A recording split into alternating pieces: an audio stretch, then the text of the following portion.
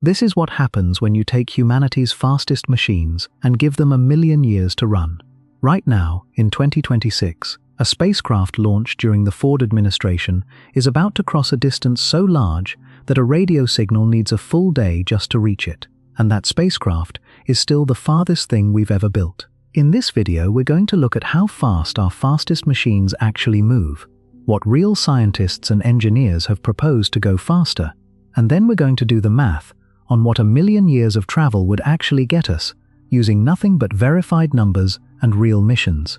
If you're enjoying this kind of deep dive, go ahead and hit like, subscribe if you're new here, and drop a comment telling me where you're watching from and what you're doing right now. I read every one of them, and I genuinely love seeing who's out there. Now let's get into it. There's a reason this question feels newly relevant right now, in 2026, rather than at any other point in the last few decades. Voyager 1 is closing in on its 50th anniversary of continuous operation, a milestone almost nobody working on the original 1977 launch team could have confidently predicted, and it's simultaneously about to cross a distance threshold, one full light day from Earth, that no human-made object has ever reached before.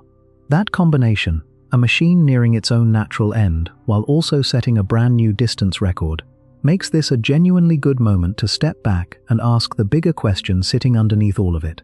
Not just how far has our farthest object actually gotten, but how far could any of our machines, real or proposed, get if you gave them the kind of time frame that stops being measured in decades and starts being measured in geological ages instead. Start with the number that governs everything else in this video, because nothing that follows makes sense without it. Light travels at roughly 299,792 kilometers per second, a figure that gets rounded in casual conversation to 300,000 kilometers per second, or about 186,000 miles per second. Put another way, light covers about 1.08 billion kilometers every hour. That speed is not just fast, it's the fastest anything can move in this universe, full stop. And every propulsion system humans have ever built, from a bicycle to the most advanced rocket engine on the drawing board, gets measured against it as a fraction of a percent. Keep that number in your head, because everything else in this video, every spacecraft, every proposal, every 1,000,000-year projection, is really just a question of how close we can get to it, and for how long. There's a second piece of physics worth understanding before we go any further, because it explains why just build a faster engine isn't actually a solution waiting to happen. According to the basic principles of special relativity, as an object's speed increases, its effective mass increases along with it, and that mass climbs toward infinity the closer the object gets to the speed of light itself. Practically speaking, that means it would take an infinite amount of energy to actually accelerate any object with mass, including a spacecraft, all the way up to light speed. Not a lot of energy, not an impractical amount of energy, an infinite amount. That single fact is the reason every serious proposal in this video tops out well below 100% of light speed, usually somewhere between 5 and 20%, because that range represents roughly the outer edge of what's even theoretically achievable using known physics and plausible future engineering, rather than a hard limit imposed by lack of imagination. It's also worth addressing the obvious question a lot of viewers are probably already asking at this point, which is, why not just use a bigger version of the rockets we already have? The answer comes down to a problem sometimes called the fuel-to-payload ratio, and it's brutal at interstellar scales. A conventional chemical rocket, the kind that has launched every crewed mission in human history so far, works by burning propellant and expelling the exhaust out the back, and the total speed change it can achieve is fundamentally limited by how much fuel it can carry relative to its own mass. Reaching even a small fraction of light speed using pure chemical propulsion would require a fuel mass so large it becomes physically absurd, vastly heavier than any rocket ever constructed, which is precisely why every serious proposal covered in this video, Starshot's lasers, Daedalus's fusion pellets, even Voyager and Parker Solar Probe's reliance on gravity assists rather than raw engine power, exists specifically because chemical rockets alone simply cannot get the job done. It's not a matter of scaling up something that already works.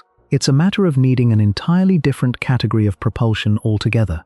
With that groundwork laid, The story of humanity's actual, physical attempts to move fast through space starts nearly 50 years ago, and it starts with a spacecraft that nobody involved in its construction expected to still be operating today. On September 5, 1977, at 8:56 in the morning Eastern Time, a Titan Inley Centaur rocket lifted off from Cape Canaveral, carrying a probe called Voyager 1. To put that launch date into some cultural context, when Voyager 1 left Earth, Jimmy Carter was serving as President of the United States.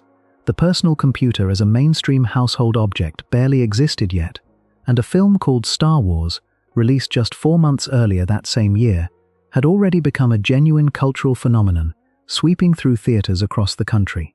The world Voyager 1 left behind, in other words, looked almost nothing like the one it's still quietly reporting back to today, nearly half a century and several complete technological eras later. Its job, on paper, was straightforward. Fly past Jupiter and Saturn, take some pictures, gather some data, and call it a mission. Nobody involved in that launch was under any illusion that this small, decagonal prism-shaped spacecraft would still be sending signals home half a century later. And yet here we are. Voyager 1 made its close approach to Jupiter in 1979 and to Saturn in 1980, and it used the gravity of both planets to sling itself outward, borrowing a little bit of each world's orbital momentum the way a slingshot borrows tension from a stretched band. That's actually where most of its current speed comes from. Not from its own engines, but from those two planetary flybys. And it's also why Voyager 1 pulled ahead of its twin, Voyager 2, which only got a boost from one extra flyby years later.